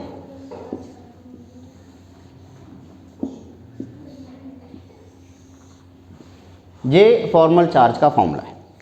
कौन कौन क्या फॉर्मूला है बेटा? Valence electron minus lone pair electron minus 1/2 into bond pair electron. Lone pair electron का मतलब क्या हुआ? नॉन बॉन्डिंग इलेक्ट्रॉन, और बॉन्ड पेयर इलेक्ट्रॉन तो आपके सामने है, ये बॉन्डिंग या बॉन्ड पेयर इलेक्ट्रॉन। अब जरा समझते हैं, जैसे अभी मैंने थोड़ी देर पहले लेविस डॉट स्ट्रक्चर बनाया था, तो NO2 माइनस का भी मैंने लेविस डॉट स्ट्रक्चर बनाया था ना। तो उस NO2 माइनस के लेविस डॉट स्ट्रक्चर में आप माइनस चार्ज देख रहे हो, तो पूरे मॉलिक्यूल को मैंने ऊपर दिखाया। मैंने किसी इंडिविजुअल एटम पे दिखाया क्या? नहीं। यही इसकी सबसे बड़ी प्रॉब्लम है। Lewis dot structure actual molecule के बिहेवियर को नहीं बता पाता, इसलिए मजबूरन हमें एक फॉर्मल चार्ज कैलकुलेट करना पड़ता है। एक एग्जाम्पल जरा देखते हैं, समझते हैं। एग्जाम्पल है आपका ओजोन। ओजोन के स्ट्रक्चर को ड्रॉ करते हुए हम इसको समझने की कोशिश करते हैं कि आखिर इसका फॉर्मल चार्ज क्या होगा। समझेंगे बेटा? और फिर मैं बाद में NO2 माइनस का भी एक बार कराऊंगा, ठीक है? पहले ओजोन की बात करते हैं। तो ओजोन की अगर मैं बात करूं तो ओजोन के पास कितने ऑक्सीजन है बेटा? 3 ऑक्सीजन है। इस वाले ऑक्सीजन के पास टोटल कितने इलेक्ट्रॉन है? तो 1 2 3 4 5 6 इलेक्ट्रॉन। इसके पास कितने इलेक्ट्रॉन है? 6। 1 2 3 4 5 6 इलेक्ट्रॉन। इसके पास भी कितने इलेक्ट्रॉन है? 6। 1 2 3 4 5 6। जरा समझने की कोशिश करना बेटा। मैंने कहा ये इसने 2 इलेक्ट्रॉन इसने रखे और इसने भी 2 इलेक्ट्रॉन रखे, इस तरीके से क्या इस ऑक्सीजन का ऑक्टेट कंप्लीट हुआ? इसने भी 2 इलेक्ट्रॉन रखे और इसने भी 2 इलेक्ट्रॉन रखे, तो क्या इस ऑक्सीजन का भी ऑक्टेट कंप्लीट हो गया? लेकिन अगर मैं इस वाले ऑक्सीजन का ऑक्टेट के बारे में बात करूं तो क्या इसका ऑक्टेट कंप्लीट है? नहीं हो गया, बढ़ गया। कितने इलेक्ट्रॉन हो गए? 10 इलेक्ट्रॉन। मुझे क्या करना चाहिए? अगर मैं इस वाले लाइन को यहाँ के बजाय अगर मैं यहाँ से पास करा दूँ तो क्या इसका ऑक्टेट कंप्लीट हो जाएगा? अब जरा मुझे बताओ, ये वाला जो बॉन्ड है ये कौन सा बॉन्ड है, और ये वाला बॉन्ड कौन सा बॉन्ड है? डेटिव बॉन्ड है। इधर कोवेलेंट बॉन्ड हो गया और इधर कौन सा बॉन्ड हो गया? डेटिव बॉन्ड हो गया। अब सवाल ये था कि अगर क्या डेटिव बॉन्ड आने से कोई चार्ज आता है किसी भी एटम पे? हाँ आता है। कैसे पता चलेगा? आओ चेक कर लेते हैं। मैं इन सबको नाम दे देता हूँ। मैंने इसको 1 नंबर दे दिया, इसको 2 नंबर दे दिया और इसको 3 नंबर दे दिया। सबसे पहले मैं फॉर्मल चार्ज Fc1 कैलकुलेट करता हूँ, यानी कि पहले वाले एटम पे फॉर्मल चार्ज कैलकुलेट करो। नहीं तो ऐसे दे देता हूँ, नहीं तो आप लोग कन्फ्यूज हो गए। मैं ऐसे करता हूँ, इसको 1 नंबर दे देता हूँ, इसको 2 नंबर दे देता हूँ और इसको 3 नंबर देता हूँ, ठीक है? अब मैं पहले वाले ऑक्सीजन के ऊपर फॉर्मल चार्ज कैलकुलेट करने की कोशिश करता हूँ। फॉर्मल चार्ज का सिंपल सा मतलब है किसी एक मॉलिक्यूल के एक इंडिविजुअल एटम के ऊपर जो चार्ज पाया जाए उसे फॉर्मल चार्ज बोलेंगे। बताना बेटा, अगर मैं आपसे कहूँ कि टोटल वैलेंस इलेक्ट्रॉन कितना होता है ऑक्सीजन का, तो आपने कहा 6 माइनस, क्या कोई लोन पेयर है यहाँ पे? कितने इलेक्ट्रॉन लोन पेयर वाले हैं? 1 2 3 4, 4 इलेक्ट्रॉन इसके लोन पेयर वाले। लोन पेयर का मतलब क्या हुआ? वो इलेक्ट्रॉन जो बॉन्ड में पार्टिसिपेट नहीं कर रहा है वो नॉन बॉन्डिंग इलेक्ट्रॉन, या अगर पेयर है तो लोन पेयर कहलाएगा। तो 1 2 3 4, 4 इलेक्ट्रॉन इसके लोन पेयर वाले होंगे। मैंने लिख दिया -4 माइनस, अभी बॉन्ड पेयर वाले देख लो एक बार इलेक्ट्रॉन कितने हैं, 1 2 3 4 इलेक्ट्रॉन। बॉन्ड पेयर का मतलब ये जो कॉमन एरिया है उसमें जितने इलेक्ट्रॉन है, 4 इलेक्ट्रॉन, 1 2 3 4, तो मैंने लिख दिया 4 डिवाइडेड बाई क्या कर दूँ 2। तो एक बार कैलकुलेट करता हूँ, 6 - 4 - 2 कितना हो गया? 6 - 6, आंसर कितना हो गया? 0। यानी कि ये वाला जो ऑक्सीजन है इसके ऊपर कोई भी चार्ज नहीं है। अब सवाल है कि क्या Fc2 यानी कि दूसरे वाले एटम पे कोई चार्ज होगा? आओ चेक करते हैं दूसरे वाले एक। फिर से बताना, 6 लिख दिया, क्यों? क्योंकि इसका वैलेंस इलेक्ट्रॉन 6 होता है ऑक्सीजन का, माइनस लोन पेयर इलेक्ट्रॉन, कितने लोन पेयर के इलेक्ट्रॉन है, यानी कि नॉन बॉन्डिंग इलेक्ट्रॉन कितने हैं? दूसरे वाले की बात कर रहा हूँ। नॉन बॉन्डिंग इलेक्ट्रॉन कितने हैं? 2 1 2, तो मैंने लिख दिया 2 माइनस बॉन्डिंग इलेक्ट्रॉन बेटा कितने हैं? 1 2 3 4 5 6, तो 6/2 हो गया। कैलकुलेशन हो गया, 6 - 2 - 3 हो गया 6 - 5, कितना आ गया? 1 +1 या -1? +1, यानी कि ये जो सेकेंड वाला एटम है इस पर +1 का चार्ज है। अब सबसे आखिरी में Fc3 की बात करते हो, यानी कि थर्ड एटम के ऊपर एक बार फॉर्मल चार्ज कैलकुलेट कर लेता हूँ। बताओ बेटा, फटाक से बता दो। 6 माइनस 1 2 3 4 5 6, 6 माइनस बॉन्डिंग इलेक्ट्रॉन कितने? 1 2, तो 2/2, तो कितना हो गया? 6 - 6 - 1, आंसर कितना आ गया? -1। इसके ऊपर कितने का चार्ज हो गया? -1 का चार्ज हो गया, जबकि इसके ऊपर कितने का चार्ज हो गया? +1 का चार्ज हो गया। जो चार्ज अभी पहले वाले मॉलिक्यूल में दिखाई नहीं दे रहा था, क्यों? क्योंकि हमने क्या अलग बनाया? डेटिव बॉन्ड बना दिया। वही चार्ज फॉर्मल चार्ज में कैलकुलेट होकर सामने आ गया। लेविस डॉट स्ट्रक्चर में अगर कभी डेटिव बॉन्ड का यूज किया है और आपने कोई भी चार्ज आपको दिखाई नहीं दे रहा है, तो जाने अनजाने में एक चार्ज आपके पास वहाँ पे होना चाहिए। सेम यही चीज़ मैं अगर आपसे कहूँ, क्या अभी थोड़ी देर पहले आपने एक स्ट्रक्चर बनाया था ना NO2 माइनस का, तो एक बार चेक करता हूँ ये माइनस किसके पास होगा। चेक तो करना बनता है ना भाई। तो मैंने क्या किया, लिखा नाइट्रोजन। नाइट्रोजन कैसे बनाया था बेटा? मैंने लिखा था नाइट्रोजन, ये ऑक्सीजन और एक ये ऑक्सीजन, यही ना बताया था बेटा। 1 2 3 4 5 6, 1 2 3 3 4 5 6, ऐसे किया था। 1 2 3 4 5 6, बताओ इसको इस तरीके से मैंने लिखा था। इसमें क्या किया था? इस तरीके से लिखा था, और इसको इस तरीके से लिखा था, यही किया था ना। एक बार चेक करते हैं फटाफट। सबसे पहले आप किस में बताएंगे? ये पहला है, ये दूसरा है, ये तीसरा। पहले एटम Fc1 बताओ। क्या करूँगा? 6 - 4 - 4/2, यानी कि 6 - 4 - 2, यानी कि कितना हो गया? 6 - 6, यानी कि 0। इसके ऊपर कोई चार्ज नहीं, कोई हटा दो। अब दूसरा Fc2 की बात करते हैं। बताओ बेटा कितना होगा? 5। वैलेंस इलेक्ट्रॉन कितना होता है? 5 - 2 - 6/2। जरा बताओ, आपने कहा 5 - 2 - 3, कितना हो गया? 5 - 2 - 3 कितना हो गया? 5 - 5 कितना हो गया बेटा? 0। ओ माय गॉड, ये तो 0 हो गया। चलो कोई बात नहीं। अब बताओ Fc3, बताओ बेटा। 6 - 6 - 2/2, यही ना? ओके, दो ही। ओके, तो 6 - 6 - 1, यानी कि -1। ओहो, ये जो माइनस वाला चार्ज है वो किसके ऊपर है?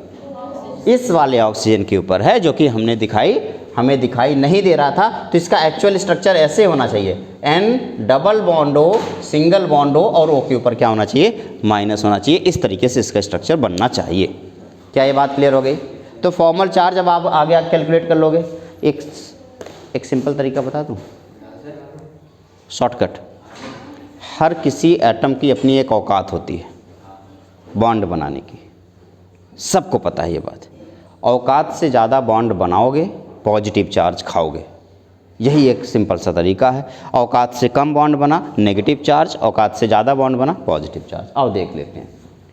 अब इस वाले ऑक्सीजन की हम बात करते हैं।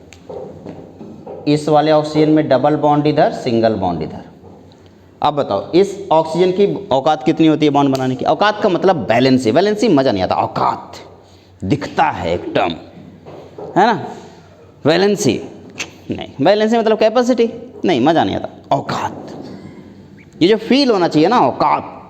आप देखो किसी को इंग्लिश में गाली दो मज़ा नहीं आएगा, हिंदी में गाली दे के देखो प्रॉपर फील आता है एकदम। तो यहाँ पे क्या हुआ, इस ऑक्सीजन के पास कितनी की औकात है? 2 बॉन्ड बनाने की औकात है। और इस वाले ऑक्सीजन के पास कितनी बॉन्ड बनाने की औकात है? 2। तो इसने कितना बॉन्ड बनाया है? 2। तो इसके ऊपर कोई चार्ज नहीं है क्योंकि जितना औकात है उतना ही बॉन्ड बनाया। इसने कितना बॉन्ड बनाया? 3। औकात कितनी की थी? तो एक बॉन्ड ज़्यादा बनाया ना, तो जब बॉन्ड ज़्यादा बनाया तो कौन सा चार्ज आएगा? +1। और यहाँ पे एक बॉन्ड कम बनाया है तो कौन सा चार्ज आएगा? हर एक की अपनी एक औकात होती है, औकात से ज़्यादा बॉन्ड बनाओगे। देखो इसके ऊपर कौन सा चार्ज हुआ? 0। इसके ऊपर कौन सा चार्ज हुआ? 0। इसकी 2 बॉन्ड बनाने की औकात थी, एक ही बनाया तो कितने की चार्ज हो गए? -1। तो फॉर्मल चार्ज कुछ इस तरीके से भी आप कैलकुलेट कर सकते हो। औकात है ना, औकात से ज़्यादा बॉन्ड बनाओगे पॉजिटिव चार्ज खाओगे, औकात से कम बॉन्ड बनाओगे माइनस चार्ज पाओगे। सिंपल सा कॉन्सेप्ट है। एक बार इसको अपनी कॉपी में नोट करें, फिर जाके हम लिमिटेशंस के बारे में डिस्कशन करें। मान लो अगर आप बात नहीं कर पाए, कोई और बात कर लिया तो दिक्कत आ जाएगी। अच्छा वॉच है, बस वॉच में गाना बजा दिया, चलो कोई बात नहीं। हेडिंग डालेंगे लिमिटेशन ऑफ ऑक्टेट रूल।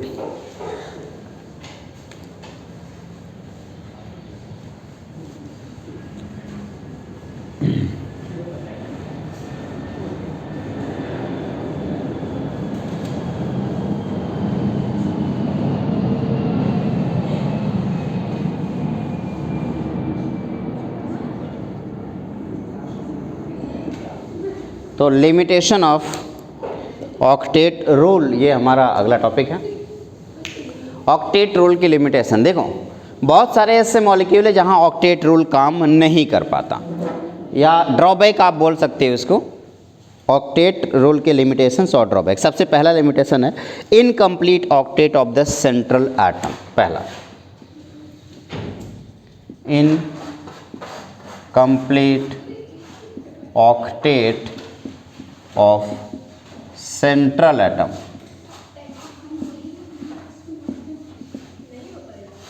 जो भी सेंट्रल एटम है उसका ऑक्टेट इनकम्प्लीट है। उसके कुछ एग्जांपल्स हैं, जैसे मान लो लिथियम हो गया, बेरिलियम हो गया। जैसे LiCl, अगर LiCl की बात करें तो लिथियम के पास कितने इलेक्ट्रॉन होता है? 1। और Cl के पास कितने इलेक्ट्रॉन होते हैं? 7 इलेक्ट्रॉन। तो Cl का तो ऑक्टेट कंप्लीट है, लेकिन क्या लिथियम का ऑक्टेट कंप्लीट है? नहीं, इसका ऑक्टेट कंप्लीट नहीं है। दूसरा BeCl2 मान लो, एक एग्जांपल मैंने दिया। बेरिलियम के पास कितने इलेक्ट्रॉन है? 2। और क्लोरीन का चलो ऑक्टेट यहाँ पे फिर से कंप्लीट हो जाएगा क्योंकि उसे एक ही बॉन्ड बनाना था। दूसरा वाला क्लोरीन, इसके भी ऑक्टेट कंप्लीट हो जाएंगे क्योंकि इसको भी एक ही बॉन्ड बनाना था। इसका ऑक्टेट कंप्लीट हो गया, इसका ऑक्टेट कंप्लीट हो गया, लेकिन बेरिलियम का ऑक्टेट कंप्लीट नहीं हुआ, ये भी इनकम्प्लीट हुआ। BeCl3 बोरॉन के पास कितने इलेक्ट्रॉन है बेटा? 3 इलेक्ट्रॉन। 1 इलेक्ट्रॉन, 2 इलेक्ट्रॉन, 3 इलेक्ट्रॉन, और 3 क्लोरीन आपके सामने।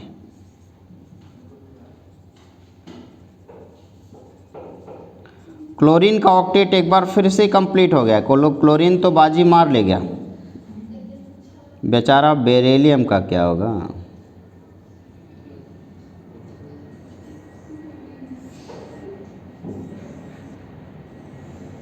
क्लोरीन तो एक बार फिर से बाजी मार लिया, लेकिन बेरिलियम का काम नहीं हो पाया।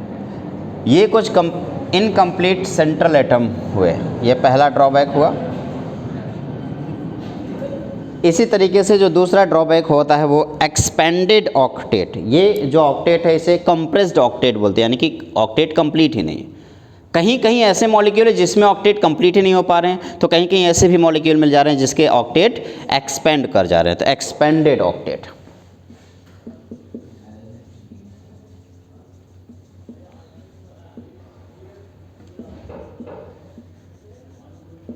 एक्सपेंडेड ऑक्टेट में पहला PCl5 का एग्जांपल ले लो। फास्फोरस के पास टोटल 5 इलेक्ट्रॉन हैं और वो एक एक क्लोरीन के साथ बॉन्ड बना रहा है, तो मैंने 5 क्लोरीन यहाँ पे ऐसे रख दिया।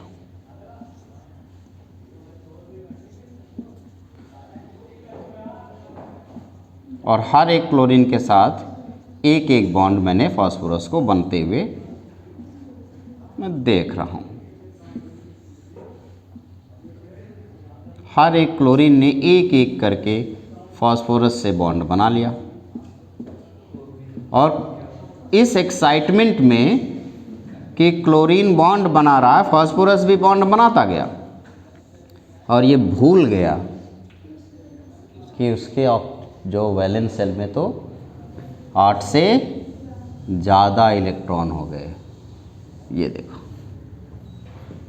सेम ऐसे ही एक एग्जांपल है, मान लो SF6 में क्या हुआ, ये है सल्फ़र, इसके पास 6 इलेक्ट्रॉन थे, तो उसने 6 इलेक्ट्रॉन कुछ इस तरीके से रखे और हर एक इलेक्ट्रॉन से एक एक फ्लोरीन को जोड़ दिया।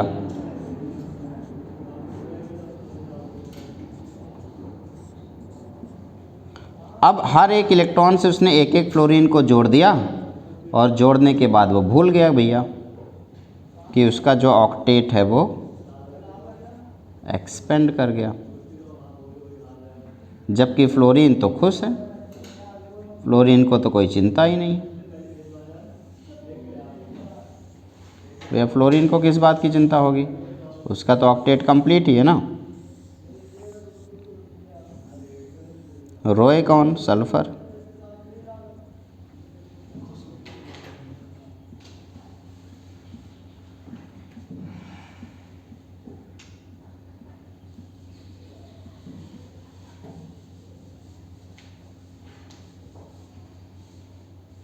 सल्फर के पास टोटल हो गया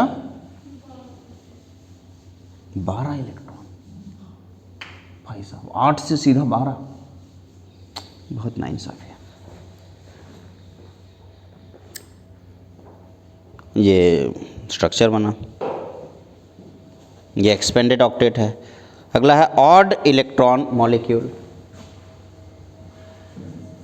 तीसरा ड्रॉबैक है ऑड इलेक्ट्रॉन मॉलिक्यूल। कुछ ऐसे मॉलिक्यूल हैं जिसमें ऑड इलेक्ट्रॉन है, जैसे NO या NO2। तो NO अगर मान लो है तो नाइट्रोजन के पास कितने इलेक्ट्रॉन है बेटा, 5। ऑक्सीजन के पास कितने हैं, तो ऑक्सीजन का तो ऑक्टेट कंप्लीट हो जाएगा बहुत ही आराम से, क्योंकि 6 इलेक्ट्रॉन है। इसने 2 इलेक्ट्रॉन नाइट्रोजन से मांगा, नाइट्रोजन अपना 2 इलेक्ट्रॉन इसको दे दिया। अभी नाइट्रोजन के पास टोटल बच गया 3 इलेक्ट्रॉन और नाइट्रोजन का ऑक्टेट कंप्लीट नहीं हो पाया, इनकम्प्लीट ऑक्टेट। सेम इसी तरीके से अगर मैं NO2 की बात कर लूँ तब भी टोटल नाइट्रोजन के पास कितने इलेक्ट्रॉन हैं, 5। तो अगर मान लो मैं 2 इलेक्ट्रॉन इस ऑक्सीजन को दे देता हूँ, 2 इलेक्ट्रॉन इस ऑक्सीजन को दे देता हूँ, तो दोनों इलेक्ट्रॉन देने के बाद भी ऑक्टेट कंप्लीट नहीं हो पाएगा, या तो ज़्यादा हो जाएगा या तो कम हो जाएगा। ऑक्सीजन का ऑक्टेट कंप्लीट, इस वाले ऑक्सीजन का ऑक्टेट कंप्लीट, नाइट्रोजन का ऑक्टेट 9 हो गया, 9 इलेक्ट्रॉन हो गया, ऑक्टेट कंप्लीट नहीं हुआ। इस केस में कभी भी ऑड नंबर के इलेक्ट्रॉन अगर आते हैं तो उसका ऑक्टेट कंप्लीट नहीं हो पाता। तो कई ऐसे इलेक्ट्रॉन कई ऐसे मॉलिक्यूल है जिसमें इलेक्ट्रॉन के वैलेंसी कंप्लीट नहीं हो पा रही है, वो कम है, और तो कुछ ऐसे भी इलेक्ट्रॉन है जिसमें एक्स्ट्रा इलेक्ट्रॉन हो जा रहे हैं, तो ऑक्टेट एक्सपेंड कर दे रहा है, ऑक्टेट इनकम्प्लीट हो रहा है। ऐसे बहुत सारे और भी तरीके हैं, लेकिन बहुत सारे ऐसे मॉलिक्यूल भी हैं जो खुश हैं अपनी जीवन से। बहुत सारे ऐसे मॉलिक्यूल हैं जिनका ऑक्टेट कंप्लीट हो जा रहा है, लेकिन बहुत सारे ऐसे मॉलिक्यूल जिनका ऑक्टेट कंप्लीट नहीं हो पा रहा है। कुछ एक्सेप्शनल केस यहाँ पे हैं, कुछ और भी ड्रॉबैक हैं इनके। ये लिमिटेशन, मैंने 3 लिमिटेशन लिखाया। नेक्स्ट हेडिंग ये नोट करने के बाद हेडिंग डालेंगे ड्रॉबैक ऑफ ऑक्टेट थियरी या ऑक्टेट रूल।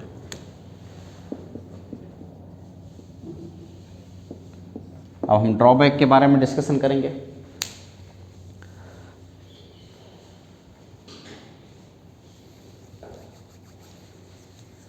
एक बात बताऊं बेटा, आप किसी को देख करके उसके जैसा बनने की कोशिश करते हो इस उम्मीद में कि वो बंदा आइडियल है, लेकिन जब बाद में उसकी सच्चाई पता चलती है तो तकलीफ़ होता है। तो क्या वो आइडियलिटी वहीं पे ख़त्म हो गई? अभी तक ये जो भी ऑक्टेट रूल आपको बताया गया वो किसको देख के बताया गया? नोबल गैसेस, इस उम्मीद में कि नोबल गैस कभी रिएक्शन नहीं करते, लेकिन कुछ ऐसे भी नोबल गैसेस हैं जो रिएक्शन करते हैं और कंपाउंड बनाते हैं और अपना ऑक्टेट ख़त्म कर देते हैं। लिखेंगे ड्रॉबैक ऑफ ऑक्टेट रूल, उसमें सबसे पहला पॉइंट लिखें, it is based on, it is मतलब octet rule based upon the chemical inertness of noble gases. Octet rule based upon the chemical inertness of noble gases, but some noble gases are combined with oxygen and fluorine to form many compounds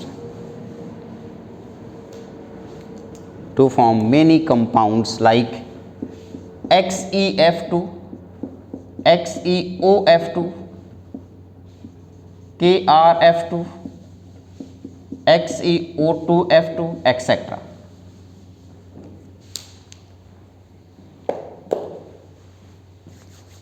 ऐसे बहुत सारे compound हैं जो बनाए जाते हैं, जो noble gases बनाते हैं फ्लोरीन ऑक्सीजन के साथ मिलकर। हजारों कंपाउंड्स हैं, ऐसे बहुत सारे कंपाउंड।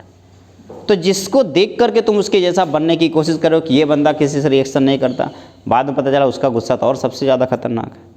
वो तो फ्लोरीन और ऑक्सीजन जैसे कंपाउंड के साथ बहुत ही टाइटली बॉन्ड बनाता है, बहुत ही स्ट्रॉन्ग बॉन्ड बनाता है और बहुत सारे कंपाउंड फॉर्म करता है। तो क्या इस ऑक्टेट रूल का कोई वजूद रह गया? बिल्कुल नहीं। ये सबसे बड़ा ड्रॉबैक। दूसरा ड्रॉबैक लिखेंगे, this theory does not explain the shape of molecule. इस थियरी से कभी भी किसी भी मॉलिक्यूल, जो भी मॉलिक्यूल बनता है उस मॉलिक्यूल का शेप नहीं बताया जा सकता। This theory does not explain the shape of molecule. This theory does not explain the shape of molecule. Next, it does not explain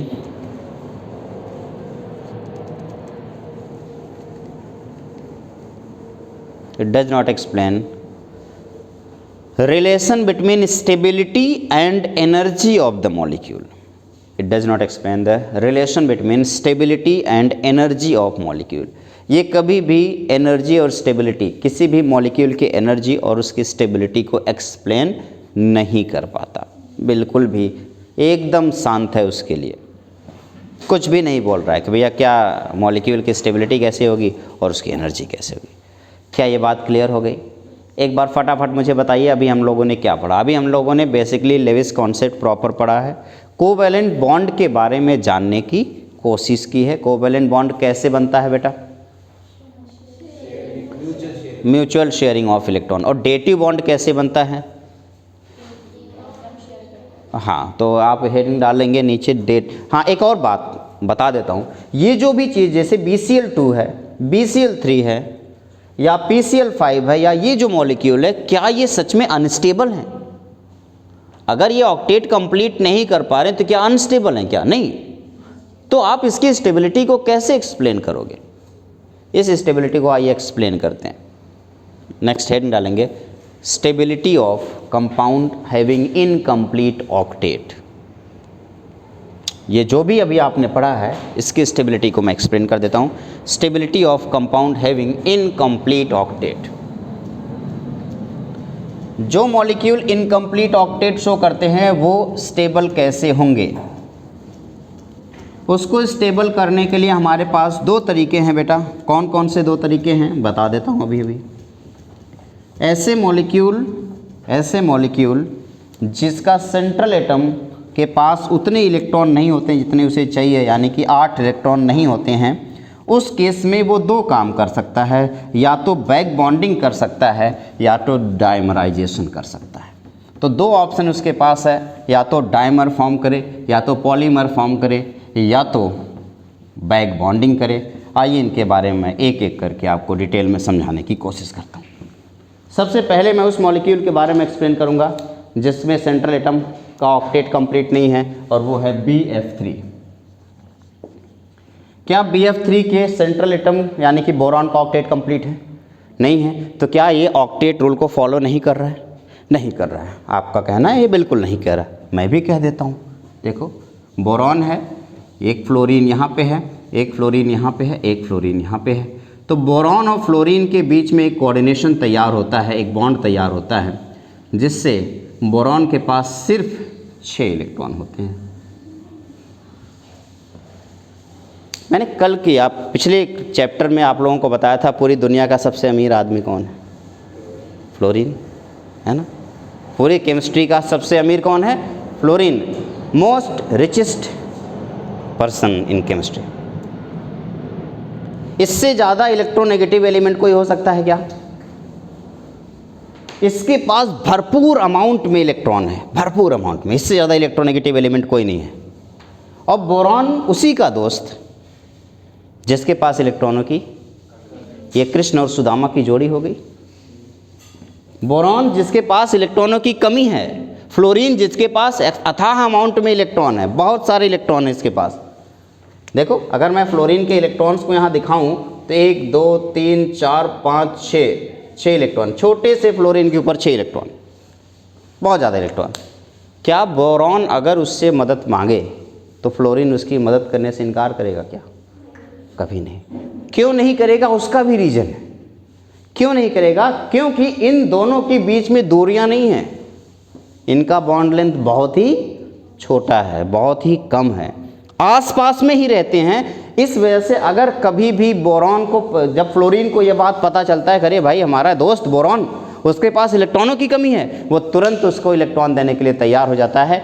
इसी बॉन्डिंग को बैक बॉन्डिंग बोलते हैं। इस फ्लोरीन ने क्या किया, मैं यहाँ पे स्ट्रक्चर बना रहा हूँ, बोरॉन, एक फ्लोरीन, दूसरा फ्लोरीन, ये तीसरा फ्लोरीन। इस फ्लोरीन के पास इलेक्ट्रॉन बहुत सारे थे, इसने क्या किया, अपने 2 इलेक्ट्रॉन इस बोरॉन को देने के लिए तैयार हो गया। जैसे इस फ्लोरीन ने अपने 2 इलेक्ट्रॉन इस बोरॉन को, ये 6 इलेक्ट्रॉन तो फर्जी पड़े हुए हैं ना, नॉन बॉन्डिंग है, क्या बॉन्ड बना रहे हैं क्या? नहीं। तो उसने वही 2 इलेक्ट्रॉन बोरॉन को दे दिया। इस बॉन्डिंग को बैक बॉन्डिंग बोलते हैं। इससे बोरॉन खुश हो गया। लेकिन सवाल यह है कि कौन सा वाला फ्लोरीन देगा? यहाँ तो 3 फ्लोरीन है। अगर मान लो तीनों फ्लोरीन ने एक साथ 2 इलेक्ट्रॉन दे दिए, अब ज़्यादा हो जाएगा, बोरॉन फट जाएगा, तो ये भी नहीं हो सकता। तो बोरॉन ने सारे फ्लोरीन से बात की और बोला कि भैया कभी तुम दो तो कभी तुम दो, लेकिन एक साथ सबके इलेक्ट्रॉन मुझे नहीं चाहिए होंगे। तो इस एक टाइम था जब इस ऊपर वाले फ्लोरीन ने इसके बॉन्ड 2 इलेक्ट्रॉन दिए।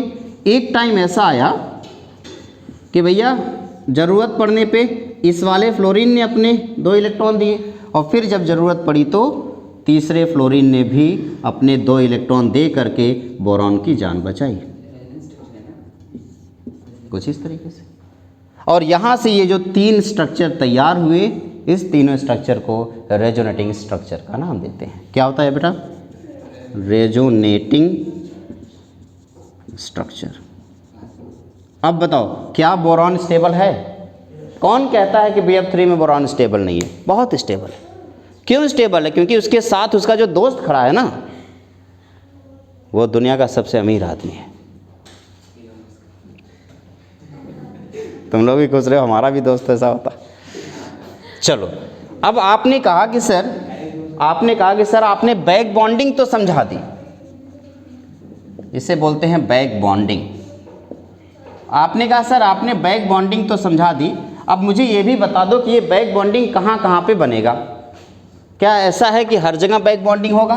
नहीं, हर जगह बैक बॉन्डिंग पॉसिबल नहीं है। बैक बॉन्डिंग तभी पॉसिबल होगा जब सेंट्रल एटम और कॉर्नर एटम के बीच की बॉन्ड लेंथ बहुत ही कम होगी, यानी कि फ्लोरीन के केस में।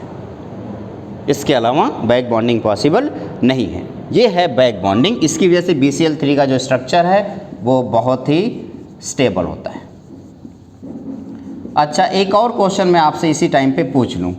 जैसे मैंने अभी BCl3 का स्ट्रक्चर तो प्रॉपर एक्सप्लेन कर दिया, अब अगर मैं AlCl3 का स्ट्रक्चर एक्सप्लेन करना चाहूँ तो आप एक्सप्लेन कर पाओगे? सेम इसी का भाई है ना AlCl3। AlCl3 का एक स्ट्रक्चर है, मैं चाहता हूँ कि क्या आप इस स्ट्रक्चर को एक्सप्लेन कर पाओगे? तो आपने कहा सर फिर से वही सेम ही चीज़, सेम कहानी है ना? सेम कहानी है कि नहीं?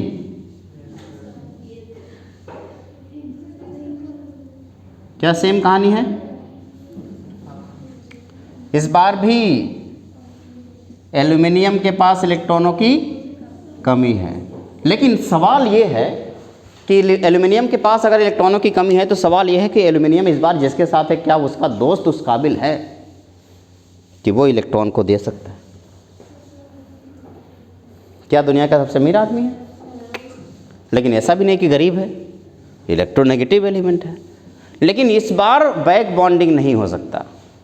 क्यों नहीं हो सकता? उसका एक रीज़न है। उसका रीज़न ये है कि इन दोनों के बीच में डिस्टेंस ज़्यादा है, क्योंकि क्लोरीन का साइज बड़ा है, और क्लोरीन के साइज के बड़ा होने की वजह से अब बैक बॉन्डिंग नहीं हो सकता। तो एक चांस और पॉसिबिलिटी ये है, जरा ध्यान से सुनना, अगर समझ में आया तो मज़ा आ जाएगा, नहीं आया तो अच्छी बात है।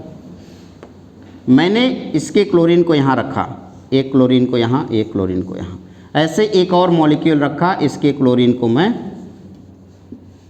यहाँ पे रखता हूँ, इसका एक क्लोरीन, इसका एक क्लोरीन। ध्यान से देखना बेटा और मुझे बताना अगर मैं सही हूँ तो।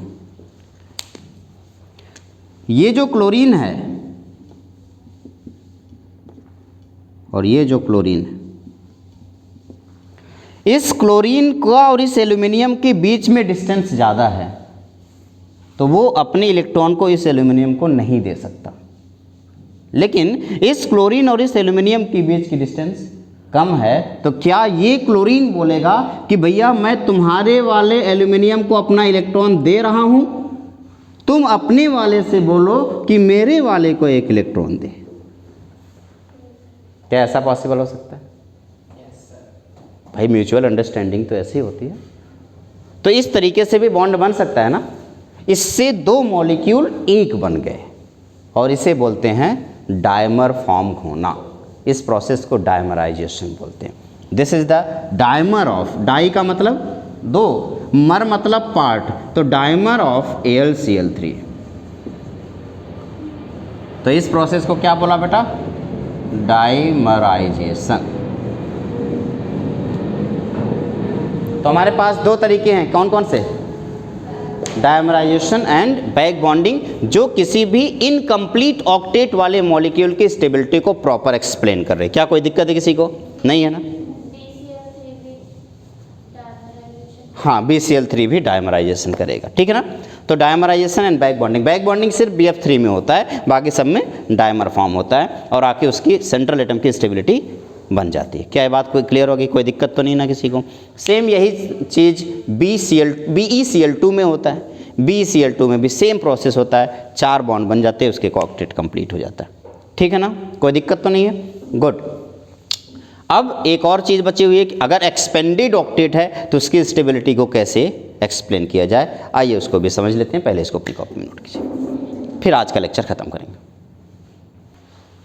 तो नेक्स्ट हेडिंग डालेंगे, stability of compound having expanded octet. कुछ ऐसे कंपाउंड जिसमें ऑक्टेट एक्सपेंड कर जा रहे हैं, उनकी स्टेबिलिटी कैसे? उनकी स्टेबिलिटी के लिए हम एक नया बॉन्ड लिखने वाले हैं। इस बॉन्ड का नाम है डेटिव बॉन्ड या कोवैलेंट बॉन्ड, कोऑर्डिनेट बॉन्ड।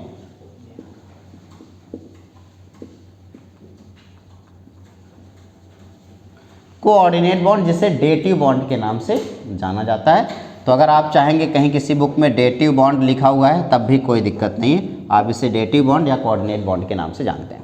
और इसको ऐसे देखते हैं, इसमें क्या होता है कि एक ही एटम अपने इलेक्ट्रॉनों को शेयर करता है किसी दूसरे एटम के साथ, बट उसके बदले में उससे कोई भी इलेक्ट्रॉन उम्मीद नहीं करता। लिखेंगे bond found by sharing of electron इन विच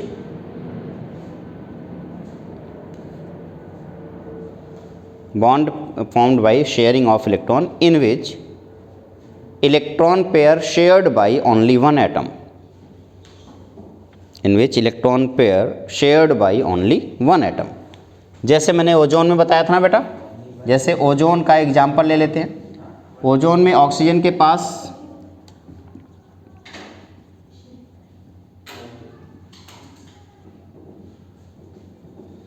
जैसे ओजोन में ऑक्सीजन 3 ऑक्सीजन है और इन 3 ऑक्सीजन में आप देखेंगे कुछ इस तरीके से स्ट्रक्चर हमने बनाया था थोड़ी देर पहले, यही ना।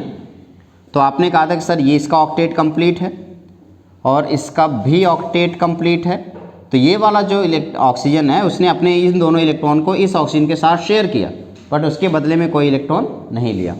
तो डेटिव बॉन्ड को हम एरो से रिप्रेजेंट करते हैं। ये 2 तरीके का होता है, एक सिंपल डेटिव और एक सेमी डेटिव। सेमी डेटिव मतलब आधा बॉन्ड बना है। तो यहाँ पे हमने कंप्लीट डेटिव बॉन्ड बनाया, इसलिए डबल बॉन्ड ये, और इसको एक एरो से रिप्रेजेंट करते हैं इस ये। ठीक है। अगला एक्सपेंडेड ऑक्टेट में अगला एग्जांपल क्या था, PCl5 का था ना बेटा। ज़रा सोचो, अभी थोड़ी देर पहले मैंने PCl5 का स्ट्रक्चर ऐसे कुछ बनाया था। अगर याद होगा तो ठीक है, नहीं याद होगा तो भी कोई बात नहीं। ये क्लोरीन है, क्लोरीन ने अपना एक एक इलेक्ट्रॉन ऐसे इसके सामने रखा था, यही ना बेटा। क्लोरीन ने अपना एक एक इलेक्ट्रॉन इसके सामने रखा था। और आपने फॉस्फोरस, देखो क्लोरीन का तो ऑक्टेट वैसे भी कंप्लीट है, एक ही बॉन्ड बनाना था, इसका ऑक्टेट कंप्लीट है।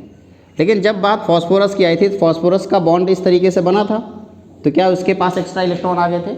अगर यही लाइन यहाँ से जाने के बजाय, सोचो अगर यही लाइन यहाँ से जाने के बजाय इस लाइन को मैं यहाँ से निकालता ऐसे, अब बताओ क्या ऑक्टेट कंप्लीट है?